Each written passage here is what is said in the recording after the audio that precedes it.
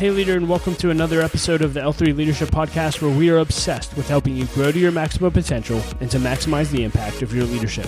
My name is Doug Smith, and I am your host, and today's episode is brought to you by my friends at Baritone Advisors. We also recorded this live at the new Return.com studio. If you're new to the podcast, welcome. I'm so glad that you're here, and I hope that you'll enjoy our content and become a subscriber. Note that you can also watch all of our episodes over on our YouTube channel as well, so make sure you're subscribed there.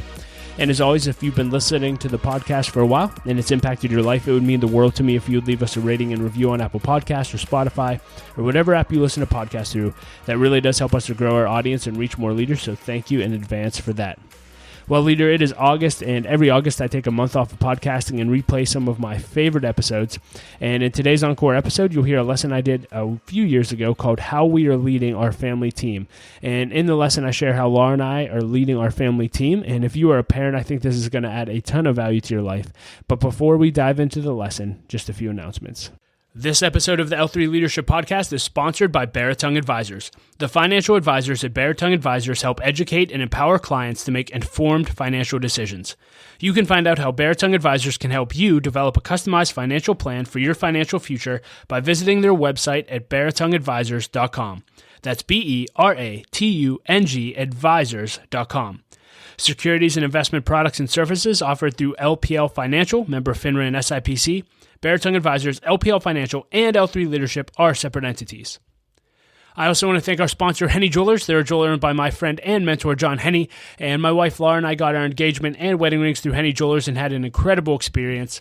And not only do they have great jewelry, but they also invest in people. In fact, for every couple that comes in engaged, they give them a book to help them prepare for marriage, and we just love that. So if you're in need of a good jeweler, check out hennyjewelers.com. And I also want to thank our new sponsor, Return.com. And leader, let me just ask you this. Have you ever had an interest in investing in real estate? Well, now for as little as $500, you can become a commercial real estate investor. Just visit Return.com to learn more. That's REITURN.com.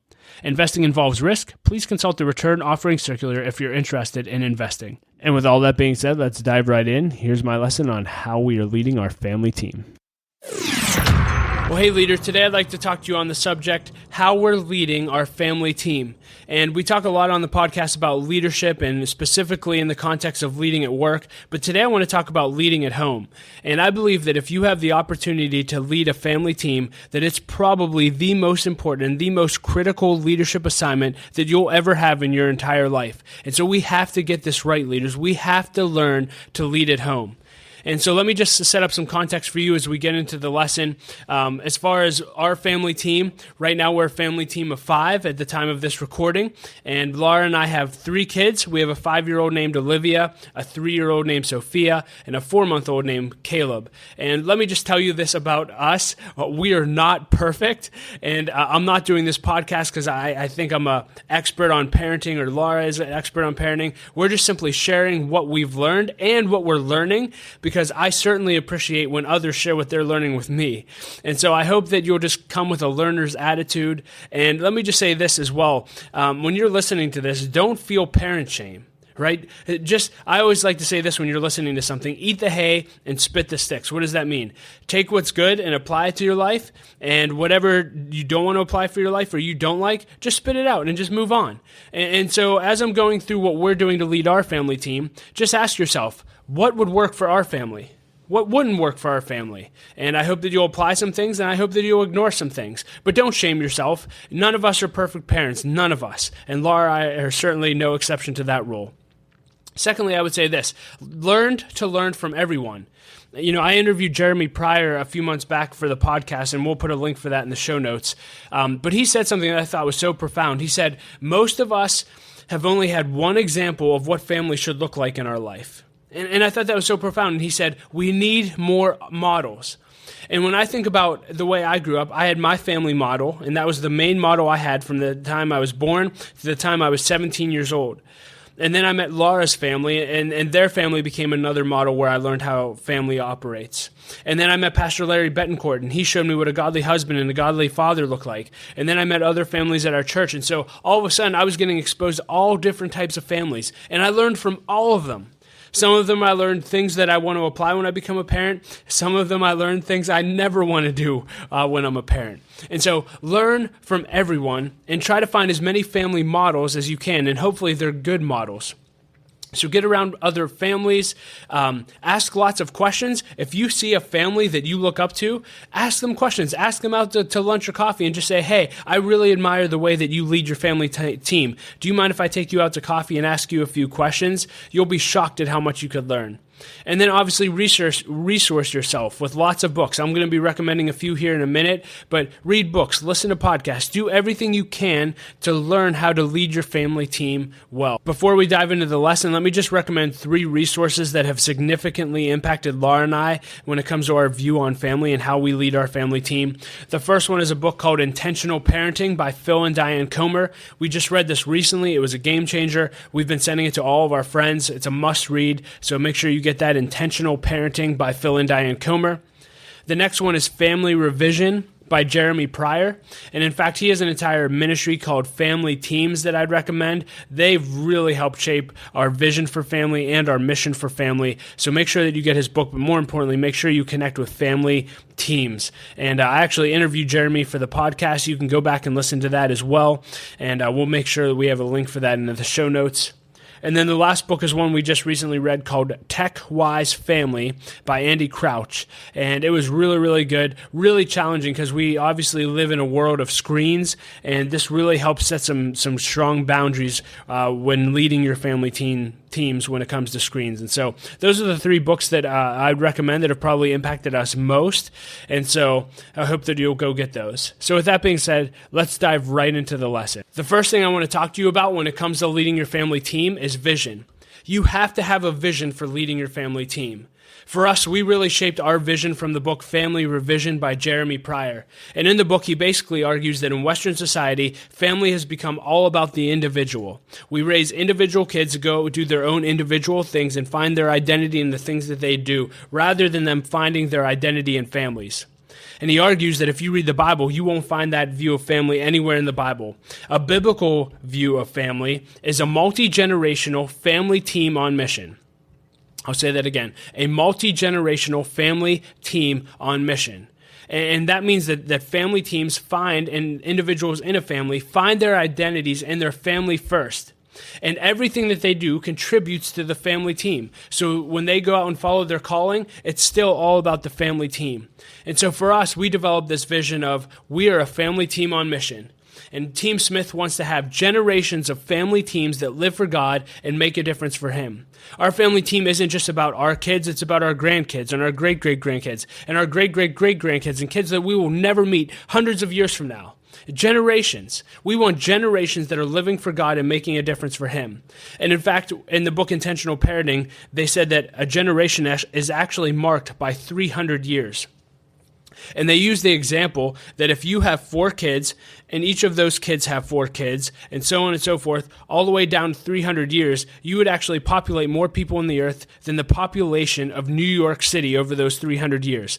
Now imagine the impact that you could make generationally if all of those children and great-grandchildren and all of your descendants were living for God and making a difference for Him. There was actually a study done in the 1700s of 2 different men who started families and that were studied, Jonathan Edwards and Max Juke. And I want you to listen to the outcome of this study of these 2 families. Let's hear what happened in the Juke family study. Juke was not a Christian, and he lived an ungodly life. He married a woman of similar character. They studied 1,026 of his descendants' lives. 300 of them died prematurely. 67 died of syphilis, 190 were public prostitutes, 100 of them were alcoholics, 280 lived in abject poverty, 140 received government aid, 150 were criminals, of which 7 were murderers. Incarcerating 150 of them cost the state more than $1.2 million, and Juke himself made no contribution to society. That's a generational impact of a family. Let's look at the Edwards family. Edwards was a godly man and married a woman of like character. They studied 729 of their descendants' lives. 300 of them were ministers, 65 were college professors, 13 were university presidents, 60 authored books, 3 were congressmen, 1 was vice president of the United States, and the family has not cost the government a single dollar. Edwards was used to spearhead one of the most influential moves of God in American history, the Great Awakening. 2 different families, 2 different legacies throughout their descendancy. What legacy do you want with your family team? I don't know about you, but we're aiming for what Team Edwards did. We want to have a generation of people who were world changers, and that's really our vision, and that's what shapes and drives everything that we do to lead our family team. And now that we've laid a foundation with vision, let's talk about some practical ways that Laura and I are leading our family team. Number 1, we're doing our best to model the way that we want our children to live.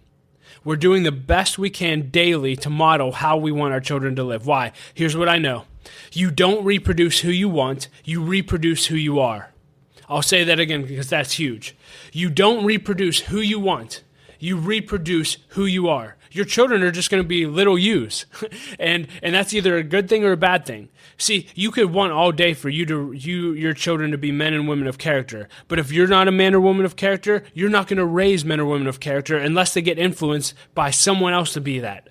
Because people do what people see. Again, you don't reproduce who you want, you reproduce who you are. You are a model 24 hours a day for your children, and you need to be aware of that. You need to take that seriously and model the way that you want them to live. And so a few ways that Laura and I do that: we model our love for each other. We have date nights. We try to show affection to each other in front of the kids and show them that our most important relationship is our marriage, because we want to model loving each other well through that. We ask for forgiveness, whether it's Laura and I asking each other for forgiveness or if we have to ask the kids for forgiveness because we mess up. We ask for forgiveness.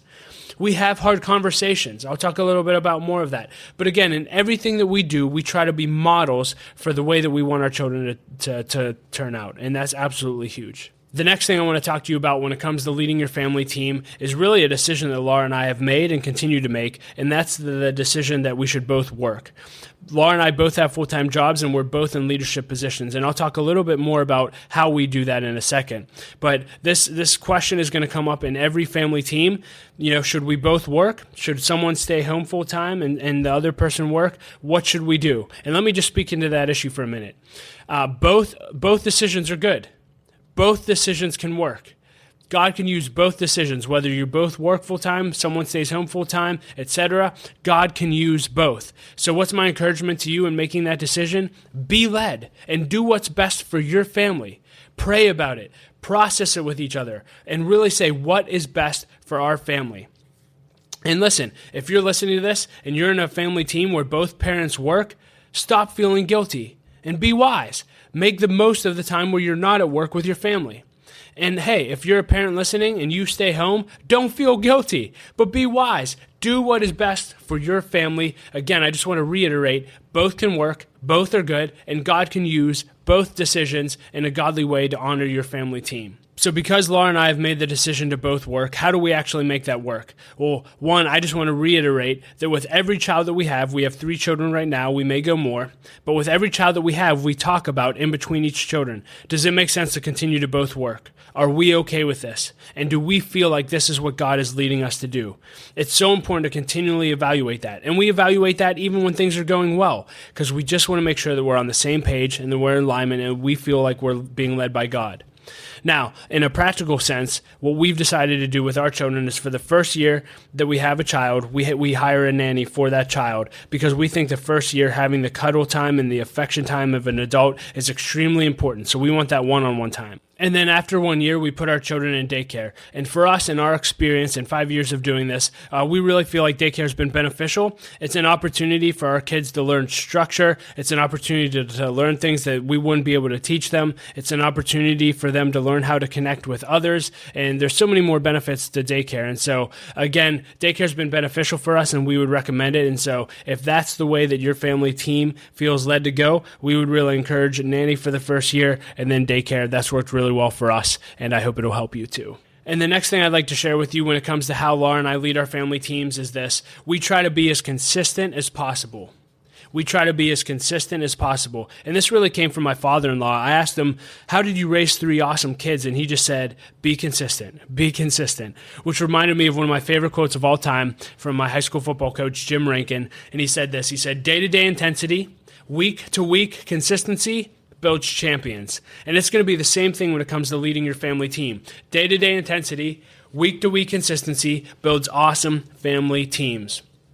So what are some things that we're consistent in? One is routine. Pretty much all of our days look the same. We pretty much always wake up at the same time. We get dressed at the same time. We have quiet time at the same time. We exercise at the same time, have dinner at the same time. And so we want our kids to experience structure and consistency in our daily lives.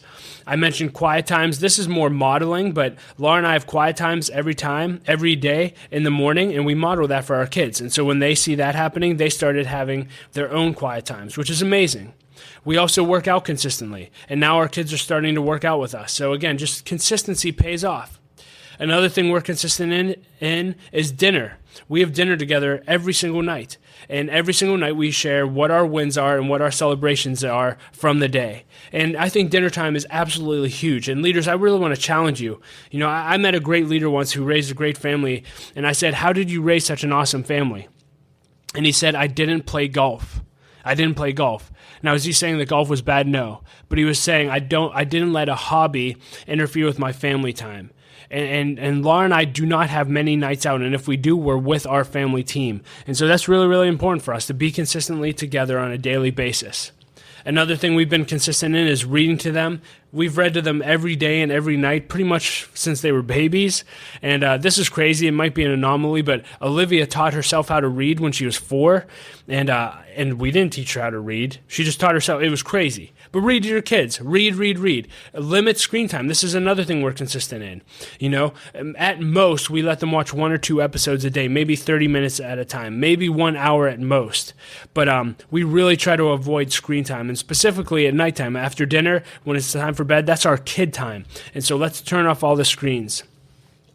We also are consistent with baths. We bathe our kids every single night. And again, we just want to be consistent with that. And then we pray together consistently before meals. We pray with each other at night, before school, etc. Again, more than anything, just be consistent. The next lesson I'd share with you when it comes to how we lead our family team is this. We plan weekly to stay organized. Now, if you were to ask Laura what her favorite part of the week is, and again, she's not here, so she can't defend herself, but I would tell you that her favorite time of the week is our weekly family team meeting. She looks forward to it. She loves it. And every Sunday we get together. It could be a Saturday, and usually takes about an hour. But we go through several things. First, we have a family calendar that actually was produced by Family Teams, the ministry. It's really, really awesome. And so that's a tool that we use that we'll link to in the show notes. Again, that's a family calendar, and we go through that. And then Laura and I both use Michael Hyatt's Full Focus Planner to help plan our daily lives, and we couldn't live without those 2 tools. And so we bring both of those to the table. And then our agenda for our family team meeting is very, very simple. We go over our calendar and just look over the week and the month ahead and just create action steps and plans based on that. We walk through all of our to-dos on house projects and other things we need to do for the kids, etc. We run through our finances. We do a quick check-in on how we're doing in marriage, how we're doing with our kids, how we're doing with our mental health, how we're doing with our physical health, and how we're doing with our spiritual health. And then we always just ask each other, is there anything broken, or is there any next step that we can take that would make our family team better? And we just try to make little improvements week in and week out to make our family team better. And that weekly team meeting has made all the difference. And so if you don't have a weekly team meeting with your spouse, and again, I think when our kids are older, we'll include them, but they're a little young now, please put this on the calendar. It can be a game changer for you. The next thing I'll share with you also has to do with time management, and the lesson is this. We try to free up as much time as possible to be with our family team. What does that look like in our lives? Well, we finish work at a decent hour, so we have time with our kids and each other every single night. We try to keep our weekends free of things that would take away from family time. We hired a cleaning company to clean our house. Again, that saves 2 or 3 hours a week. We get our groceries delivered. That's also been a game changer.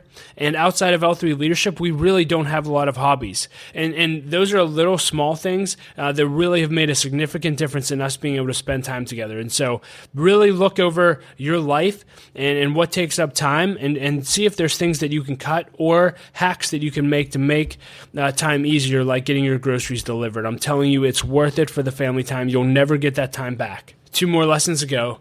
The next thing Laura and I do to lead our family teams is we do our best to help our kids grow. We do our best to help our kids grow. Here's just a few ways that we help our kids grow. First is teaching them conflict resolution skills. This is absolutely huge. And let me just say, this just isn't for the kids. This is also for me and mommy. This is also for me and Laura. We need to constantly model conflict resolution and peacemaking in our house. And so when our kids have conflict, whether with us or with each other, we sit them down and we simply ask them to express several things. Number one, what did you want? Or what do you want? And get them to talking about that. And then, how were you impacted? How did that make you feel? And we have them express their feelings. And then if they offended one another, we have them ask for forgiveness. And then the other one will provide forgiveness. And then they give hugs and kisses. And it's amazing to see a 3-year-old and a 5-year-old start to have better conflict resolution skills than I had when I was 25. It's incredible. Such a gift. I wish I would have had that growing up. The second thing we do to help our kids grow is we have a character chart. And we got this idea from the book Intentional Parenting. And Laura just made a poster board with the fruit of the Spirit on it. And those are just characteristics of godly character that are in the Bible. And whenever one of our children display this, we give them a star, and they get to put a star on the character chart. And when they get 10 stars, they get a lollipop. And we've made this a lot of fun on the character chart. When we award stars, we actually turn on the song, the Olympic Fanfare, which is the Olympic theme music, and then we announce the star and why they're getting it, and it's just a lot of fun. But the character chart's been great. We also have a chore chart. This is from Dave Ramsey, and it's been great. It just has a list of chores, and if they do each chore, they get paid X amount of money. Usually it's a quarter, and then every week there's a pay week, and they get paid, and they can save their money and ultimately buy toys. But that's how we're working through chores. We also get the kids connected to church, and obviously that's been challenging with COVID, and so they were watching church online for about a year, and we're just starting to get back into church. But church is going to be a big part of helping our kids grow. We also watch and pay attention to who their friends are and how they behave. And if we see some of their friends misbehaving, we'll actually talk to them about that. And that's led to some really good growth opportunities. We also once in a while do something fun called the lessons of the day. And this is just where we've been teaching them manners. And so I'll just literally say, attention. And they come running over and they stand at attention. And then I just say, it's time for the lesson of the day. And, a basic example of a lesson of the day would be, hey, when you meet someone new, here's how you introduce yourself. And here's how you ask questions. Ask them what their name is. Ask them how old they are. And we just try to teach them lessons of the day on a consistent basis to help them grow. And another way we help our kids grow is through correction. And for us, correction looks like a bunch of small tweaks consistently, day in and day out. And so we have conversations with our kids daily. When we see behavior that we don't like, we just sit down with them and we have a conversation. And we just say, hey, in life, you can make good decisions. And when you make good decisions, there's good consequences. Or you can make bad decisions. And when you make bad decisions, there's bad consequences. And so we just have a conversation about that over and over and over again. And when they make good decisions, like the character chart, they get awarded for it. When they make bad decisions, there's bad consequences, like this conversation and other forms of correction. And so we just have that conversation with them, and it goes really, really well. And it's actually really awesome to hear a 3 and a 5-year-old talk about good consequences and bad consequences. And they get that concept at such a young age, and that's really going to set them up for success in the long run to be teachable. So very grateful for that, but correction is definitely one way that you can help your kids grow and develop.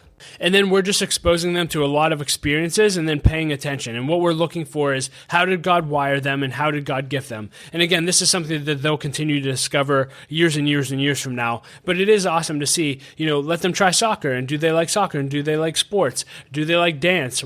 How did God wire them? And the sooner we can see the way that God wired them, the more that we can help shape and develop them. And so I just want to encourage you. Those are just some things that Laura and I are doing to grow our kids. I encourage you to come up with a growth system. The biggest thing here isn't necessarily to copy what we're doing. It's just to be intentional in developing your children. Be intentional with their growth. And now the last thing we're doing to lead our family team, we are trying to have as much fun as possible.